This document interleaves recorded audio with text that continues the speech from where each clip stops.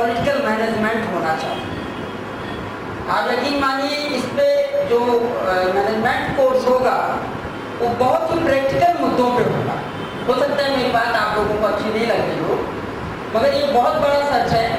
मैंने आज से 6 साल पहले KCNIT में एक पूरा ड्राफ्ट बना के भेजा था कि आप MBA इन पॉलिटिक्स या पॉलिटिकल साइंस में मैनेजमेंट या मैनेजमेंट जैसे आप अभी ये कर रहे हैं कि हमारा चुनाव नजदीक है, तो वो सारी टेक्निक कि हम सही कैंडिडेट कैसे चुने, हम सही वोट कैसे दें, हम किसको चुने, क्यों चुने, मतदान प्रतिशत कैसे बढ़े, क्या क्या टेक्निक्स अपनाने से मतदान प्रतिशत बढ़ सकता है, ये सारी चीजें। दूसरी फंडामेंटल ड्यूटीज में यदि 10 ड्यूटीज हैं तो एक ड्यूटी ये भी होनी चाहिए कि मतदान अनिवार्य कर देना चाहिए, मतदान करना अनिवार्य बना देना चाहिए। उस फंडामेंटल ड्यूटीज में एक ड्यूटीज ये भी हो कि आप वोट डालने जरूर हैं। तीसरी चीज जो बच्ची कह रही है अभी प्रतिशत के लिए महिलाओं का जो, जब हमारा प्रतिशत अब आधी सदी का नहीं रह गया, अब 50 में से हम 48 ही रह जा रहे हैं, तो हमको ये सोच के बड़ा परेशान होते हैं कभी कभी कि हम किस राजनीति में आधे सच की बात करते हैं, किस राजनीति में भागीदारी की बात करते हैं। तो वास्तव में यदि आप कुछ देना चाहते हो तो जितने लोग हैं, यदि 50 लोग एक एक मोहल्ला संभाल लें तो बांदा की इलेक्शन वॉच कमेटी के रूप में आप मोटिवेट करिए, आप ये नहीं कि फलाने को वोट दीजिए, आप ये कहिए वोट देने जरूर जाना है, तब हम देखेंगे हम कुछ करना चाहेंगे। एक से एक यहाँ पर संभ्रांत लोग बैठे और एक से एक लोग ऐसे बैठे जो पारिवारिक दायित्व को थोड़ा दरमियान कर सकते हैं और कम से कम 5 दिन का हम ये काम कर सकते हैं कि 2-2, 3-3 मोहल्ले ले लें और वहाँ का प्रतिशत तो बता दें कि बांदा में सबसे ज्यादा मतदान है। बनाए महिलाओं पे कि आप किनको ही वोट डालिए। आप ये मत समझिए कि महिलाएं ये नहीं जानती है कि वोट डालना मेरा अधिकार है। गांव की छोटी से छोटी और गरीब से गरीब महिला भी जानती है कि मुझे वोट डालना है। वो क्यों मांगती है खाना पीना, जैसा इन्होंने कहा है हमारी बेटी ने, इसलिए कि हम उनको पैरासाइट और लोभी बना दिया जाता है कि आप ऐसा करेंगे तो हम आपको ये देंगे खाने को। अरे आप उनमें हिम्मत और साहस जुटाइए। हम लोगों को उनमें जागरूकता पैदा करनी है और उनको जब इतना बड़ा परिवार और घर संभाल सकती है महिलाएं, तो ये जागरूकता भी उनमें आ सकती है, ये हिम्मत भी आ सकती है कि जिसको हम चाहें उसको वोट दें, वो वोट अवश्य दें। और इसके लिए हम लोगों को प्रयास करना चाहिए। सब लोग जानते हैं वोट का क्या मतलब है और महिलाओं को इससे कोई मतलब नहीं है कि कौन प्रधानमंत्री बनने जा रहा है या न उन्हें बनाना है।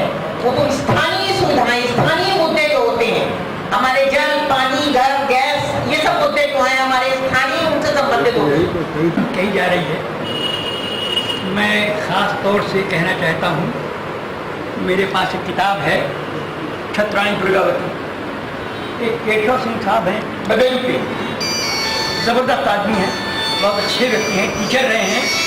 उनकी इच्छा थी कि दुर्गावती को जाना उन्होंने, और जानने के बाद अध्ययन किया और जहाँ जहाँ जा करके उन्होंने देश जगाने के लिए, खास बांदा को जगाने के लिए, बांदे की महिलाओं को जगाने के लिए, बांदे की लड़कियों को जगाने के लिए एक महाकाव्य लिखा है। सबल महाकाव्य है। आज से लिखे हुए 15 साल हो गए हैं। उसने सोचा था इस किताब के माध्यम से बांदे में जागृति आएगी, लड़कियां दुर्गावती बनेंगी, साहसी बनेंगी, शिक्षित बनेंगी। कुछ भी नहीं हुआ है। मेरा कहना यह है कि हम लोग कोशिश करें कि बांदे की बेटी से दुर्गावती, बांदे की बेटी जिसे दुनिया के इतिहास में नंबर 1 दुर्गावती, हम लोगों ने कभी कोशिश नहीं की कि हम कोशिश करें कि महिलाएं जगे। धन्यवाद। महिलाओं का मतदान कैसे बढ़े, जैसे हम लोग बचपन में पढ़ाई करते थे कि कैसे लिखिए गाय गाय हमारी माता दूध देती, इससे कम से कम ये होना चाहिए महिलाओं का प्रतिशत कैसे बढ़े। उसके लिए जिम्मेदार कौन है? उसके लिए जिम्मेदार उस परिवार का सदस्य कौन? वरिष्ठ सदस्य। वो वरिष्ठ सदस्य अपने घर में अपनी बहू को, अपनी बेटी को, अपने पुत्र को कहे कि जा करके वोटिंग कराएं, साथ में लेकर के जाएं। ये प्रथम मुद्दा है। दूसरा, मुझे लगता है कि यहाँ पे सामाजिक संगठन महिलाओं बहुत है।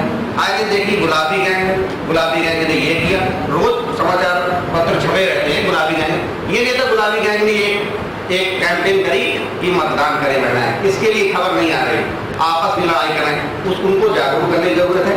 उस जगह में मैं अपने पत्रकार बंधुओं को कहूँगा कि ऐसे कुछ समाचार अपनी तरफ से निकालें, अपनी एक जरूर निकालें कि इस चीज पर बस यही 2-4 मुद्दे हैं। और सबसे प्रमुख चीज ये है कि हर पिता, घर का हर वरिष्ठ सदस्य यदि अपने पुत्र वधू से, अपनी पुत्री से, साथ में अपने बड़े लड़के से कहता है जाइए मतदान कराइए, क्या करिए, इससे बड़ी कोई बात नहीं। देख लीजिए, रत्नेश जी, आदरणीय बाबूलाल जी खड़े होकर खूब मुद्दों पर बात कर सकते हैं, लेकिन वहीं पर रत्नेश जी अपने पापा के साथ मुद्दों पर बात नहीं करते और नहीं सुनते। तो जरूरत है पुरुषों में जागरूकता लाने की। क्या हम अपने घर में अपने बच्चों के साथ वही मौका देते हैं जो चाय की दुकान में खड़े होकर किसी बुजुर्ग के साथ या किसी बच्चे के साथ खड़े होकर खुले मन से बोलते हैं? यदि हर पुरुष अपनी जिम्मेदारी समझे और अपने बच्चों की बात सुने और बच्चों को समझाने की कोशिश करे, जो भी देश की समस्याएं हैं या अपने शहर की समस्या है या घर की समस्या है, क्या हम अपनी पत्नी से या अपनी बेटी से डिस्कस करते हैं? हो सकता है अगर पुरुष अपनी जिम्मेदारी स्वीकार करे, क्योंकि जो औरत पढ़ी लिखी है या वो नौकरी में पेशा कर रही है वो ऑलरेडी जागरूक है, तो उसको जो है जागरूक करने की जरूरत नहीं है, वो अपना मत देने जरूर रहती है।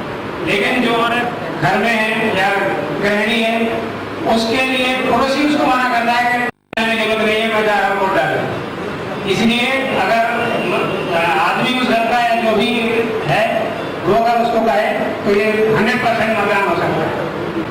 और प्रिया जी की बात से मैं पूरी तरह सहमत हूँ। मैं यही कहना चाह रहा था, अमन जी ने मेरी बात कह दी कि ये छोटी सी बात है, हम सुधरेंगे जब सुधरेगा।